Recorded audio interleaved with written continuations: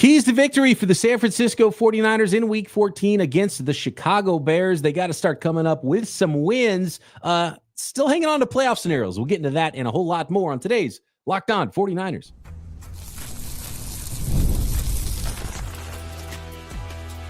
You are Locked On 49ers, your daily San Francisco 49ers podcast, part of the Locked On Podcast Network, your team every day. Welcome to Locked On 49ers. Brian Peacock and Eric Crocker at BD Peacock at Crocky209. Thanks, everybody, for making us your first listen on the Locked On Podcast Network, your team every day. Love and appreciate all of our everydayers out there. And I see all the new listeners as well jumping in and hanging out with us. Hit that subscribe button. We appreciate it. Helps us out tremendously and helps you not miss an episode all season and off season long of Locked On 49ers. Hit us up on YouTube or wherever you are listening to this podcast. Today's episode of Locked On 49ers is brought to you by FanDuel. And as always, a special offer for our listeners with FanDuel. Get $150 in bonus bets if you win your first $5 bet. Such a big return on FanDuel. And all you got to do is visit FanDuel.com to get started. All right, Croc. Let's talk running backs first. And we haven't touched on this yet. The 49ers made an addition, and it's a pretty minor addition. It's an end-of-the-roster player in Israel Abanikanda. The 49ers obviously needed to add some running backs. They brought Patrick Taylor Jr. back from the practice squad to the main roster, and then picked up Izzy Abanikanda off of waivers. And this is it's a name that a lot of people might not recognize. But I got excited when I saw this name because he was a player that I identified as a future San Francisco 49ers in the 2023 draft. And the 49ers didn't take Izzy Abanikanda. He ended up going, I think, in the 5th round to the New York Jets. And it's not a great sign that Abanikanda could not get on the field for the New York Jets. They had another young running back in Braylon Allen. Of course, they've got a superstar running back as well as their lead guy. So he kind of was just hanging out on the active roster and not really doing anything for the New York Jets this season. And so they waived him.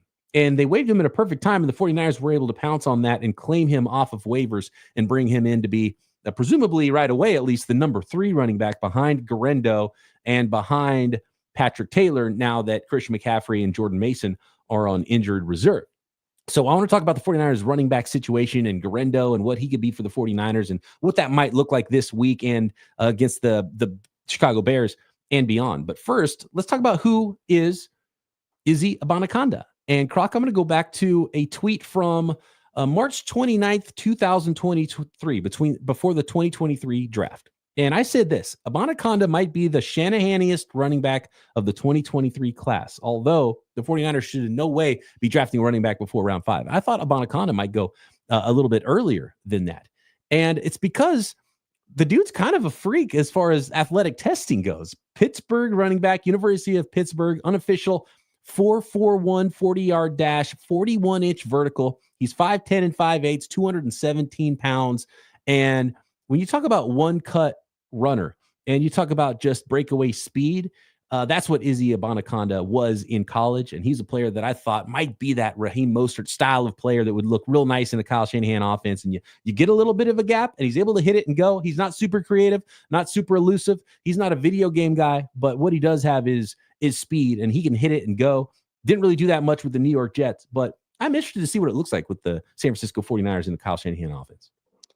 No, he was a terrific back in college, and I was excited to see just what he looked like when he got to the NFL. And obviously, we haven't been able to see a ton of that. I feel like he had an injury his rookie year, if I'm not mistaken. I'm not sure.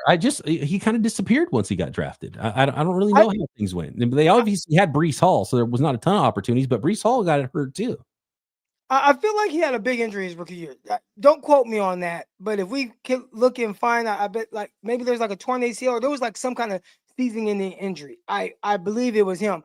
But even then, terrific running back when he was at the University of Pittsburgh. Love watching him tote the rock. And sometimes in the NFL, it's really weird. You could see one guy maybe not work for a certain team for one reason or another, then go somewhere else and do well. And this looks like a great opportunity for him as a running back to, help the 49ers and potentially get something out of them. I go back to thinking about guys like Trey Sermon. Trey Sermon was just a disastrous of a pick by the San Francisco 49ers. But going to other teams, playing for the Colts, playing for the Eagles. He's had more opportunities, and you've seen him at times have to be kind of a lead back and do very well for them. So, I'm curious to see how Izzy does for the 49ers. Again, terrific running back at the NFL level, but for one reason or another, didn't quite work out. I do feel like this, though. The NFL, if there's any position where you can out of nowhere kind of have a resurrection of your career or find a way to be productive for a few weeks, it's at the running back position. So 49ers obviously very short-handed at running back with the injuries that they're dealing with, but maybe Izzy is on the way to kind of help him potentially spell Guerendo. What do you expect from Isaac Guerendo in his first start in some extended action for the San Francisco 49ers? Because in a lot of ways, Abanikanda was kind of the Guerendo of the previous draft, a guy that, and Abanikanda was actually a much more productive college runner than Isaac Guerendo was. Isaac Guerendo is about to have as many starts in his NFL career as he had in his college career combined in 5 years, right? He started one game in college. And so he's going to get the start. Presumably he gets the start for the 49ers this week and is out there right away.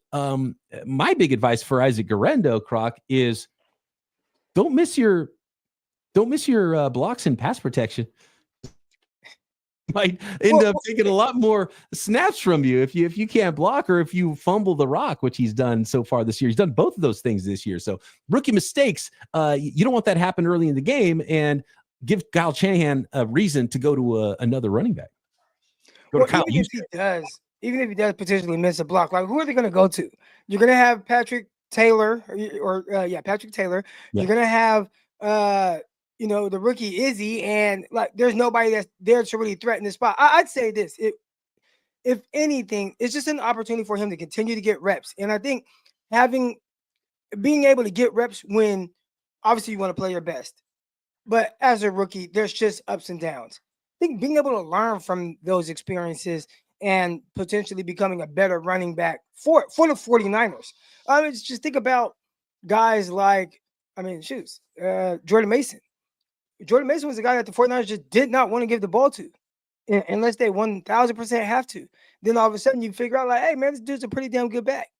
And I'm not saying Guerendo is going to be that or is he, but we've seen Guerendo have some success. I think he could be a little bit more consistent with his vision and seeing it a certain way. But even within that, his explosive ability, I have players, that I coach, and I always tell them, if there's plays sometimes that's there to be made, and if you don't make it, I can live with it if you make the plays at other times. Now, when you're not making any plays and then you're not seeing, maybe he's not seeing the hole, then he's not making those plays, that's when we have an issue, and I got to sit you down. But if you're springing off, a 20-yard run here, a 30-yard run here, but you maybe miss a hole here, you miss a block, I can work with you on those mishaps, and we can try to continue to get better on them week by week. But when you're just not making any plays, that's where there's the issue. I don't think that's going to be Guerendo, because so far in his limited time that he's played for the 49ers, we've seen the more carries he gets, the more likely he is to create an explosive play on the ground.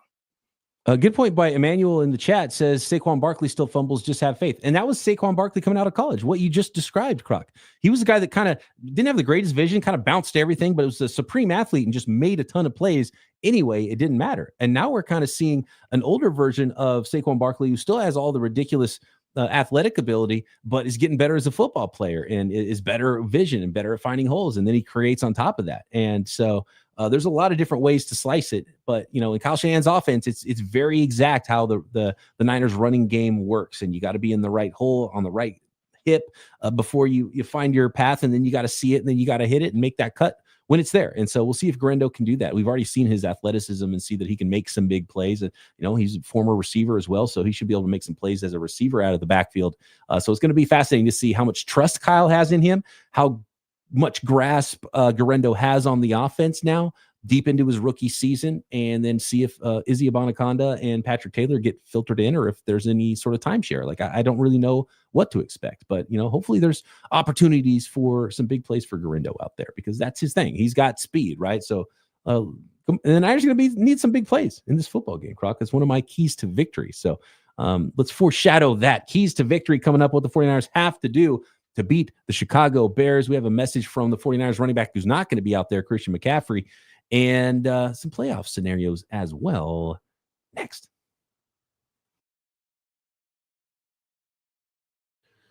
This episode of Locked On 49ers is brought to you by Omaha Steaks. Nothing delivers comfort and joy quite like the unrivaled quality and taste of Omaha Steaks. It's guaranteed perfection every single bite. And right now, you can save on unforgettable gifts with 50% off site-wide at omahasteaks.com. Plus, score an extra $30 off with promo code NFL. With 5 generations of experience, they consistently deliver the world's best steak experience, and gifting experts at Omaha Steaks have made it easy to deliver the perfect gift with thoughtfully curated gift packages featuring gourmet favorites. And come on, let's be honest. Anybody out there buying me a gift? I would like to open steaks, right, for Christmas. Like you'll get a lot of gifts, man. Give me some steak.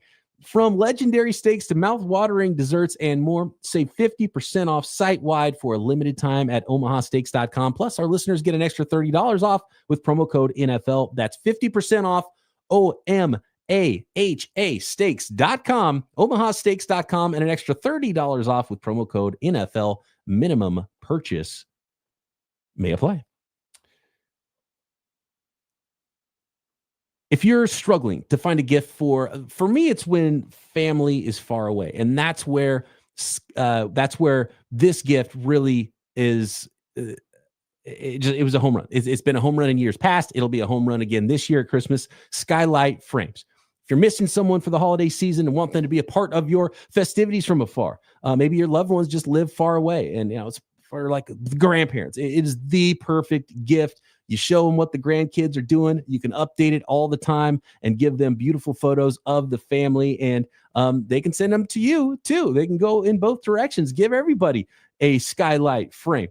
And we've got the perfect gift for you at Skylight Frames because it's the touchscreen digital photo frame your whole family will love. Upload thousands of photos with your phone and watch them appear in seconds. And literally, it takes seconds, less than 60 seconds for setup. In fact, you can preload your gift with a whole bunch of photos for that family member because it's just with a touchscreen phone. It can be in there in the box, and you upload it with all the photos. And when you give them the gift, the photos can already be there, and then you can add more photos whenever you want. And now a special offer, limited time for our listeners. Get $20 off your purchase of a Skylight Frame when you go to skylightframe.com/NFL. That's skylightframe.com/NFL. Get $20 off your purchase now at skylightframe.com/NFL. $20 off at skylightframe.com/NFL.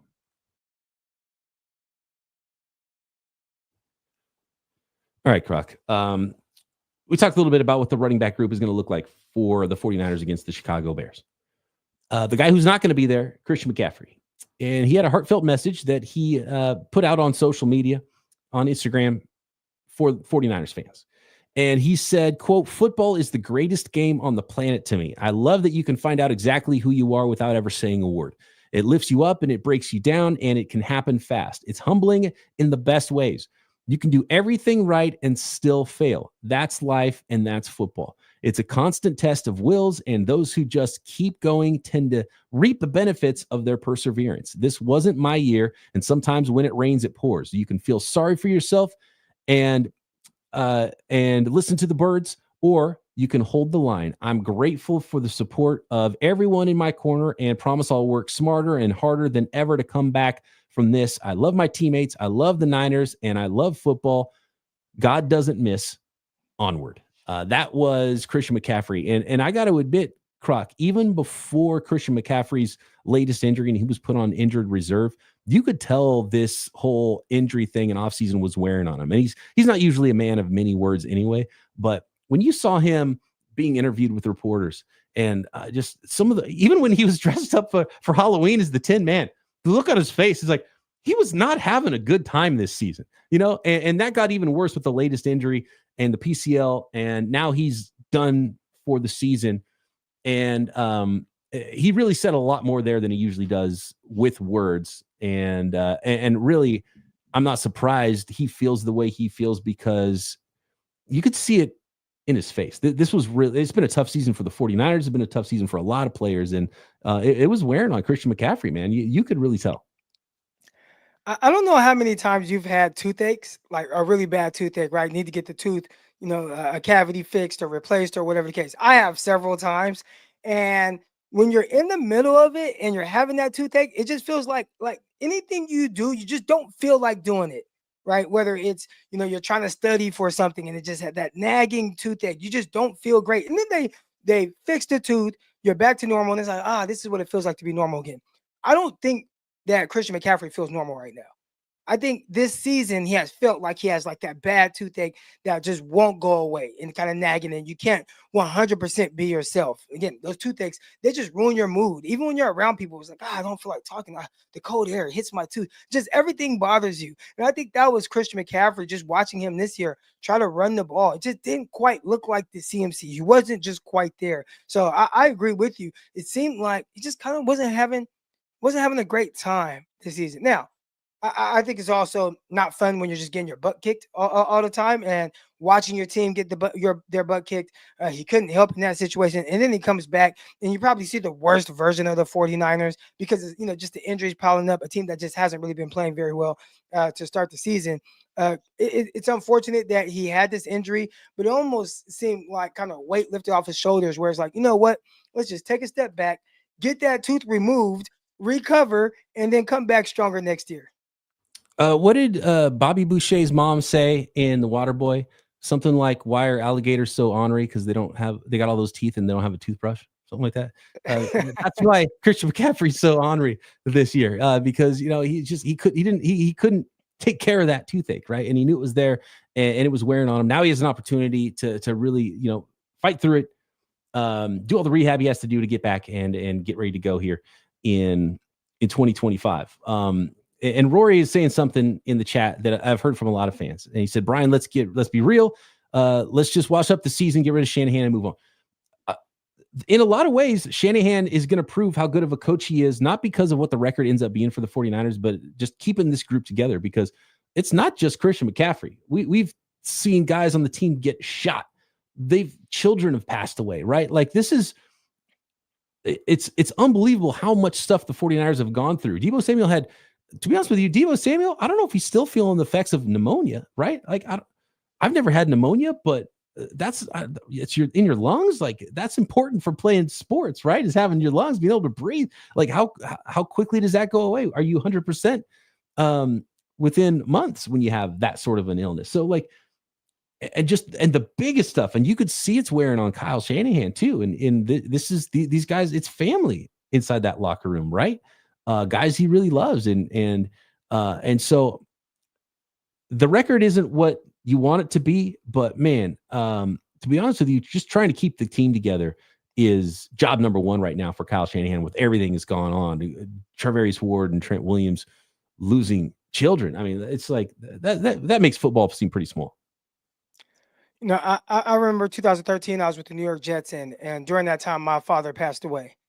And I didn't even realize how I was like mourning or how it was affecting me mentally until I ended up getting released. And it was like, I didn't care at the time. I was just kind of out of it, just kind of, I don't know. I don't even know what to, just kind of skating through life, whatever, however I was just kind of out of it mentally. Like I was there in person, but I wasn't there mentally.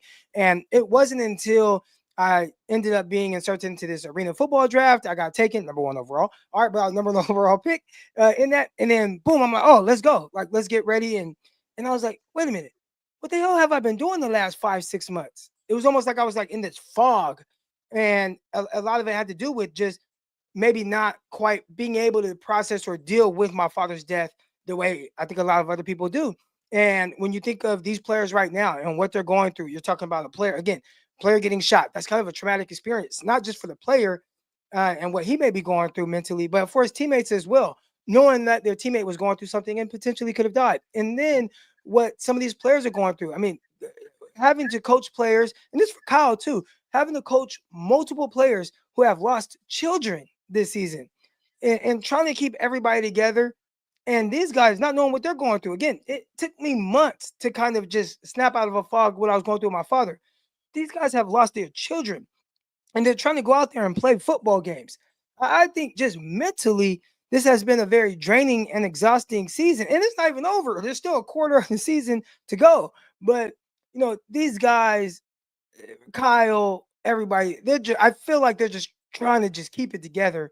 and all right, like let's get through the season and then reset next year. But there's guys going through a lot of different things right now mentally that who knows how it's affecting them on the field. If I had to guess, it's greatly affecting just their mindset, their preparation, and they have a job to do. So they're trying to do that job. But the human element aspect of it's got to be extremely difficult. And by the way, I think Rory in the chat is my guy from back in the day, Visalia Little League, my old Little League baseball teammate. Some serious talent back in the early 90s, Visalia Little League. So shout out. Next, Croc, I want to talk about the playoff scenarios because there still are some. And what are the top keys to victory for the San Francisco 49ers to come through this, start winning some football games? Next.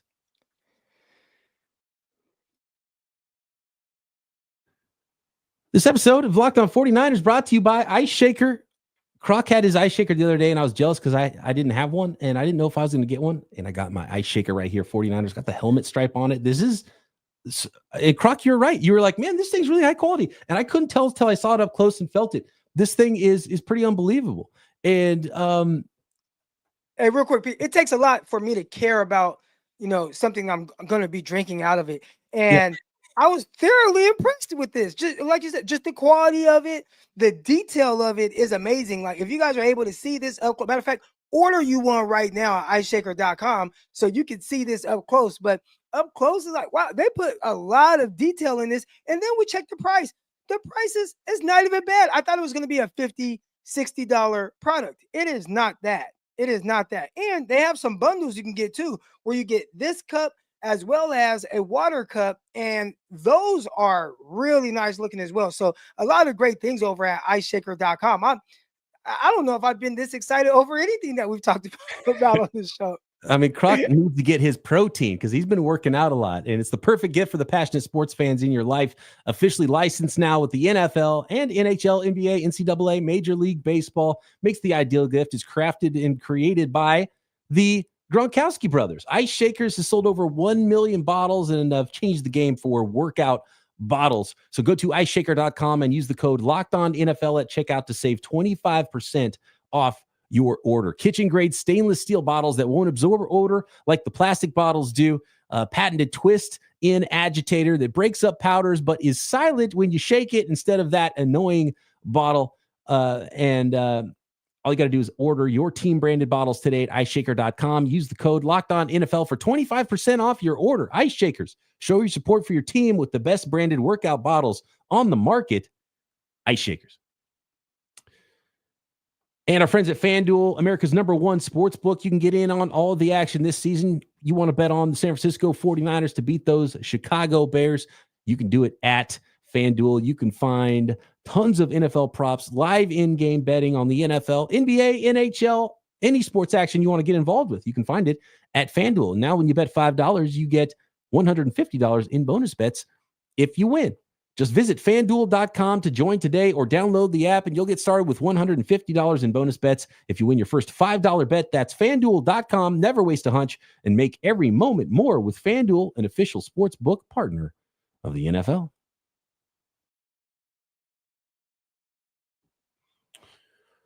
Okay, quick playoff scenario breakdown because we were trying to do it on the fly a few days ago here on the pod, and it wasn't really happening. And I want to let the folks that are in the live chat get out here and watch Thursday Night Football because we're recording this as Thursday Nighters getting going. Week 14 is underway now. And, of course, shout out to everybody. The Lions have already scored. First drive, drove right down the field, scored a touchdown. Scariest team in the NFL right now. Hey, the Bears played them in a few weeks. No pressure. The Bears almost knocked them off last week. They had to forget how to call timeouts and give themselves a chance to even win that game or tie it at the end of the game, too. So the Bears went toe-to-toe with the Lions, and the Lions are up on the schedule for the 49ers a little bit later in the season. Shout out to our listener. Let's see. I got to pull it up here. This is from Money Train. And here's what has to happen for the 49ers that can still lose one game, whether it's the Lions or the Bears or whatever, and finish the season 9-8, still win that NFC West and win that tiebreaker. So if the Cards win against the Seahawks and the Patriots in their upcoming games, and Panthers, with losses to the Vikings, Rams, and 49ers, and some of this was actually written before last week, but it's all come through. The Cards would finish at 9-8 and 3-3 in the division, 5-7 in the NFC conference. Seattle wins against the Jets, Bears, and Rams, and losses against the Cardinals, Packers, and Vikings. And then they would be 9-8, and they would also be, I believe, 3-3 in the division and 5-7 in the conference. 49ers got to beat the Bears, Rams, Dolphins, and Cardinals. Week 18 against the Cardinals, Rams, those are paramount. And then you lose, obviously, to the Detroit Lions. You end up 9-8, and you could lose to the Bears as well. You could lose to the Dolphins as well, but you got to beat the Rams and the Cardinals if you're the 49ers, and maybe lose one more to get to 9-8. Now, it'd be better if the 49ers just win out and you get to 10-7. I think that would be enough to win the division. But okay, so everyone's 9-8, right? Then the Niners are 3-3 in the division, but they would be 6-6 in the conference because of those NFC games they win down the stretch, and that would give them the tiebreaker. And they would, and then the Seahawks, if it's the the Saints, Jets, Cardinals, and then lose to the Eagles, 49ers, and Bills, they would be 5-7 in the conference as well, 3-3 in the division. And so the Niners would win that tiebreaker. So quick and dirty way, that's the way it goes. And the 49ers can still either win out or lose one game, and there's an opportunity for them to still win the tiebreaker and get into the playoffs. You can't lose 2 games for sure. And there's still a chance. Now, can the 49ers win all those games? Can they beat the Bears this week, Croc? And what do they got to do to get there? I think you, in this situation, again, if I'm Kyle Shanahan, we're taking this one game at a time, and you are definitely within striking range. And that's what I'm telling them, guys. Hey, we know this season has not gone the way we wanted, and this is an uphill fight, especially with the guys that were missing due to injuries. But let's take this one game at a time, and it starts with the Chicago Bears. You have to beat the Chicago Bears. What do we have to do that? And then I'm not even looking past this. Obviously, I just referenced the Detroit Lions coming up in a few weeks for the 49ers. There are tough games ahead, but as long as you take it one game at a time, there's always a chance, because ultimately 49ers right now, they kind of probably control their own destiny. Like if I were to tell you 49ers win out, we'd probably say they're in the playoffs. So you got to take it one game at a time. It starts with rattling Caleb Williams, a young quarterback, making him uncomfortable for the entire game. And this is key to victory. You got to make him uncomfortable. You got to make him turn the ball over. And I think if you could do that early, I think that's probably the biggest key to success for the 49ers to beat this Chicago Bears team. I've seen this question multiple times from Hugo. He says, Croc, what would happen if Brock calls an audible without Kyle's permission and it works? He would never call an audible without Kyle's permission. It's not even possible to do in the offense. So that's the answer to that question. But he can, which is short for cancel. He can a play, because they call 2 plays in the huddle. He can get to the right play of those 2, and that's the way they do their audibling system.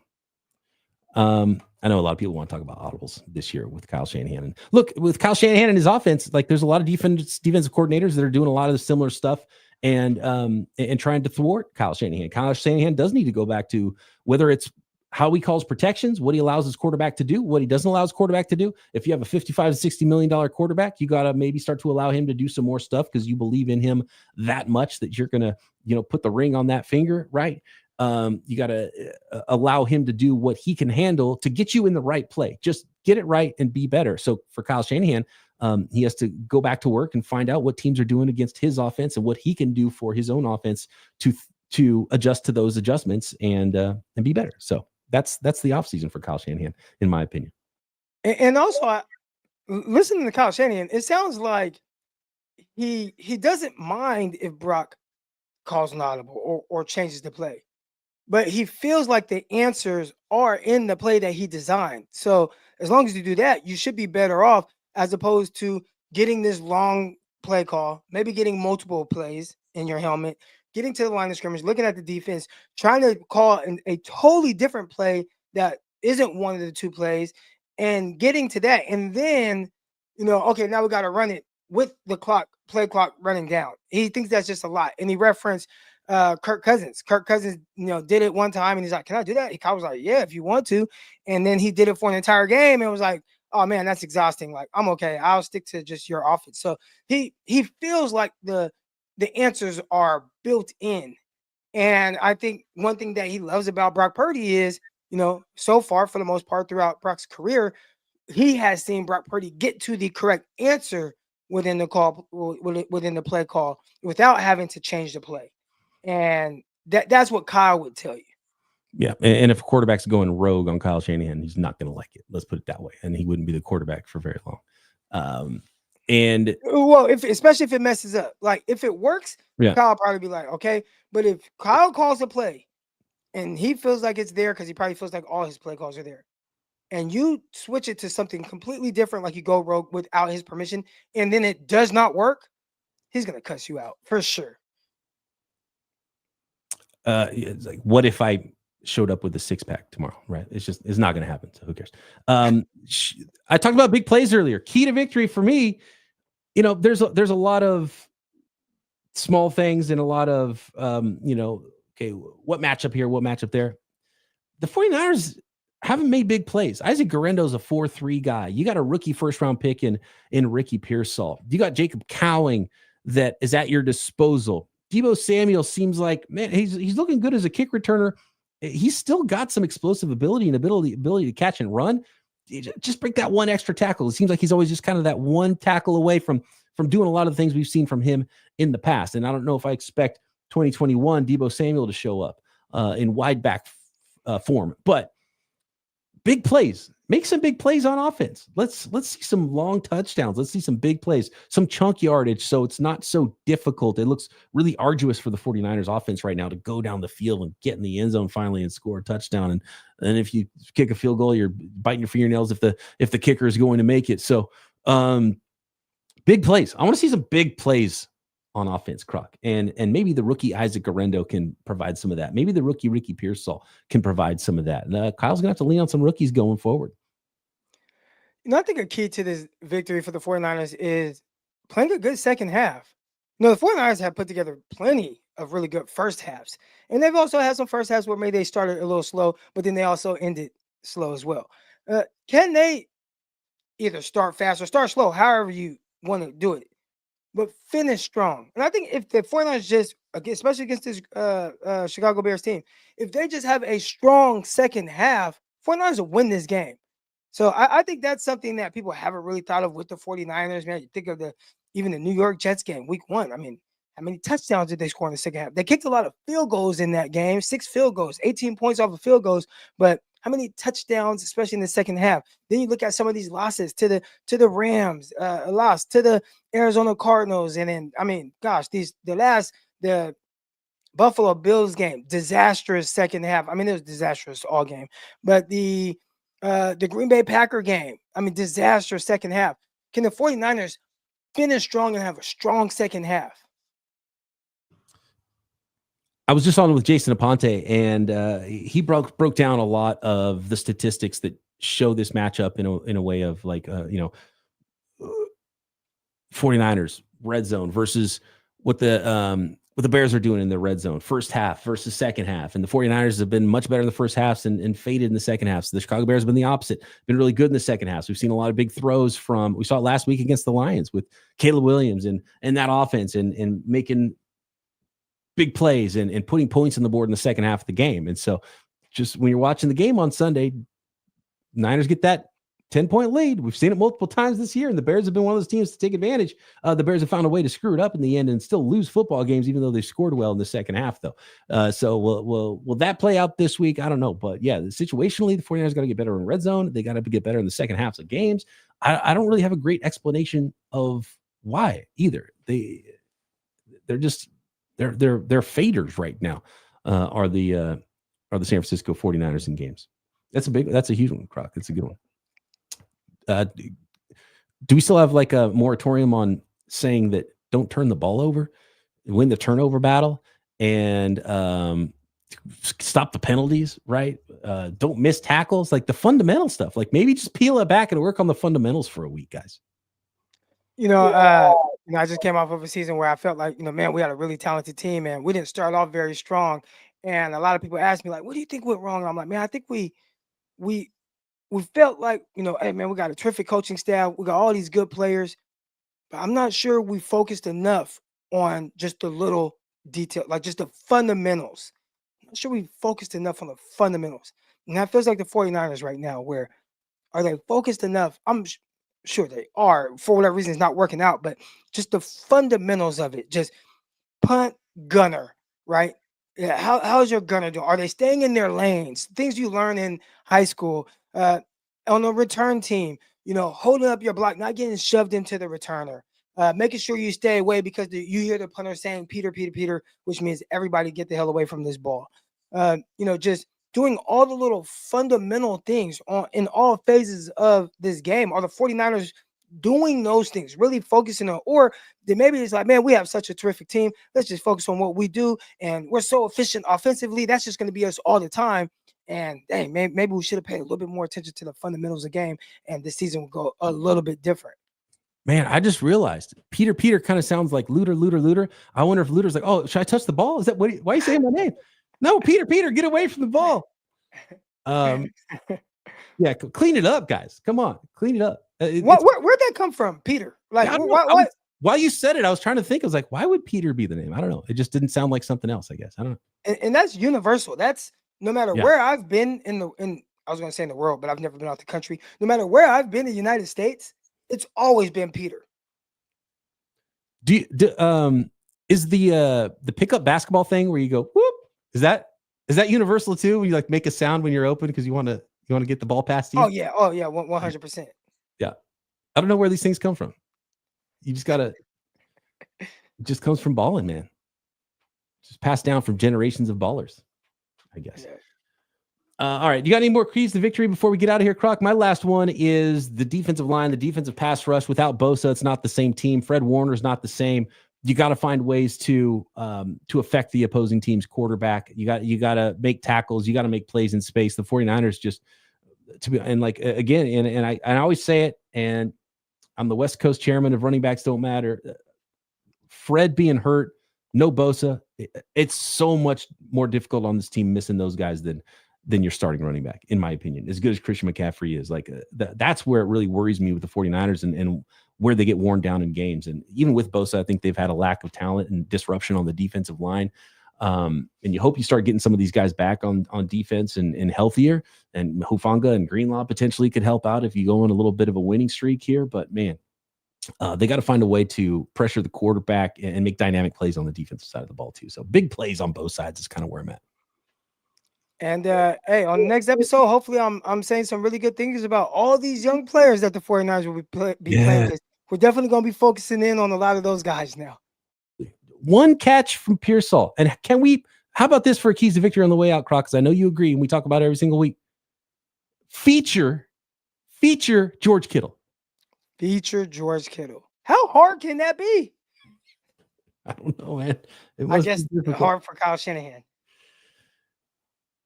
Thanks everybody for making one catch. Like, get your rookie one catch. Like, come on, Kyle. Come on, dude. The first play of the game. First play, Ricky Pearsall. Get one. Let him get some confidence. 2nd through 10th play, George Kittle. Okay, let's go. Feature. Thanks everybody for making this your first listen. We'll talk to you after the game, post game, breaking it all down. Niners and Bears from week 14. Make sure you subscribe on YouTube and everywhere you get your podcasts. Croc and I back next time right here. Locked On 49ers.